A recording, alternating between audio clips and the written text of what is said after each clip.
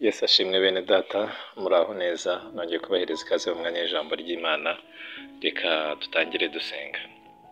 Imana yacu, Imana nziza y'urukundo, tunejejwe n'amahirwe duhaye yo kongera kumva ijambo ryawe. Nyemerera duhishurire iby'ubwiru bwawe, Mwuka Wera biduheshe, nadushoboze gushyira mu ngiro iby'ubwo bwiru udutumyeho. Tubisabye Imana twizeye mu izina rya Yesu Kristo, amen.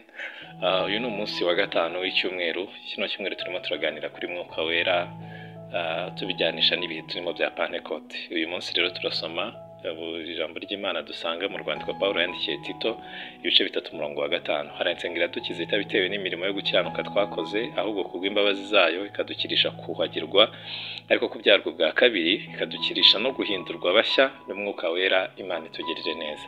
Hano harimo umurimo wa Mwuka Wera nifuza ko tuganiraho, umurimo wo kuduhindura bashya. Mu Cyongereza ni renewing, guhindurwa bashya. Imana itugirire neza. Burya nyuma yo kubyarwa ubwa kabiri n'amazi n'ijambo, hazaho no guhindurwa bashya basa na Yesu Kristo. Uko mwumvishe yuko dukirisha kuhagirwa, ariko kubyarwa ubwa kabiri nyine ubwo umuntu uri gukizwa akizwa muri ubwo buryo, arabanza agahinduka icyaremwe gishya, ariko kubyarwa ubwa kabiri n'amazi n'ijambo akemera kwizera Yesu Kristo nk'umwami n'umukiza. Imaze kwizera rero Yesu Kristo nk'umwami n'umukiza, ntago biba birangiye, ahubwo akurikiraho undi murimo wa kabiri wo kugenda uhinduka mushya, ugenda usa na Yesu Kristo, uhinduka umuntu mushya usa na Yesu Kristo, ukagenda utandukana n'ibya kamere, ukagenda wakira ibya Yesu Kristo, ukagenda ugera ikirenge mu cya Yesu Kristo. Uwo murimo rero wo kugenda ugera ikirenge mu cya Yesu Kristo, kugenda uhinduka mushya, wiga ukuntu abo muri Kristo Yesu bavuga, wiga ukuntu bambara, wiga ukuntu babaho, wiga ukuntu babana n'abandi, wiga ukuntu bakora. Mbese uwo murimo wo kugenda uhindurwa mushya, wisanisha na Yesu Kristo, uwo murimo ukorwa na Mwuka Wera. Imana itugirire neza. Nk'uko nari mbivuze, hirya yo kubyarwa ubwa kabiri n'amazi n'ijambo, hazaho no guhindurwa bashya na Mwuka Wera. Ni umurimo mwiza cyane. Ahari ukuri ubu ni byiza, birashoboka ko uri no kunyumva waramaze kwizera Yesu Kristo w'umwami n'umukiza, ukavuga ati ariko ukurikije ukuntu nahoze kera n'ubu ngubu, ati n'abantu ubwabo banantangira ubuhamya ko nakijijwe. Ni byiza pe, ni byiza. Ahari ugereranyije uko wahoze kera n'ukuri ubu ngubu, ibyo bintu ni byiza. Ariko kandi si aho ngaho Imana yifuza yuko ugarukira, si aho ngaho Imana yagambiriye kugarukira. Imana irashaka yuko wongera ugahinduka mushyashya. Nanjye uri kubivuga, Imana irashaka ko mpinduka mushyashya. Imana irashaka ko abantu bose bahinduka bashyashya. Kugenda uhinduka mushya ni urugendo tugenda kugeza impanda y'Imana ivuze, kandi tugenda duhinduka bashya basa na Yesu Kristo. Tukagenda twiga ukuntu Yesu Kristo avuga. Ejo Mwuka Wera akongera akagufasha, akaguhishurira ibindi utaruzi, ukavuga ati burya ni kuriya bimera, burya ni kuriya abana b'Imana babaho, burya ni kuriya Yesu Kristo yakabaye abikora. Uwo ni umurimo wa Mwuka Wera, agenda duhindura bashya. Bityo rero ongera umuhereza ikaze mu buzima bwawe.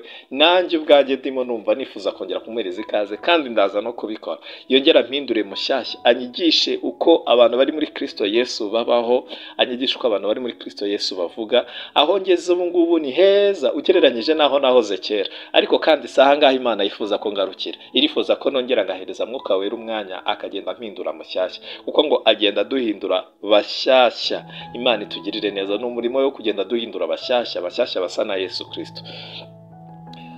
Mwuka Wera rero aguhindure mushya usa na Yesu Kristo. Gahunda ni ukugenda usa na Kristo muri byose, kugeza tugeze ku rugero rw'igihagararo cye, kugeza tugeze ku rugero rw'igihagararo cyo, kugeza uvuga nkawe 100%, kugeza no ku myambaro yawe ukambara ku buryo nawe yakambara, kugeza n'ukuntu usokoza bikagera ku rwego mbese nk'urwa Yesu Kristo.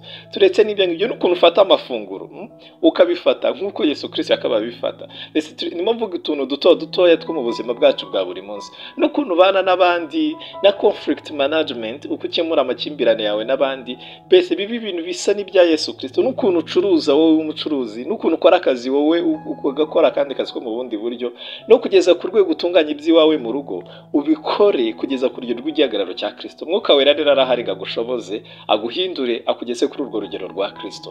Icyo Imana igushakaho ni uko wumvira Mwuka Wera uko akuyobora, umwumvire muri byose, umwemerere uko akuyobora. Mwuka Wera ni mwiza, kandi afite ububasha n'ubushobozi bwo kuguhindura mushya usa na Yesu Kristo, kugeza ugeze ku rugero rw'igihagararo cya Kristo. Urakoze cyane. Umwemerere aguhindure, umuhe ikaze aguhindure kugeza ku rugero rw'igihagararo cya Kristo. Yesu aduhane umugisha.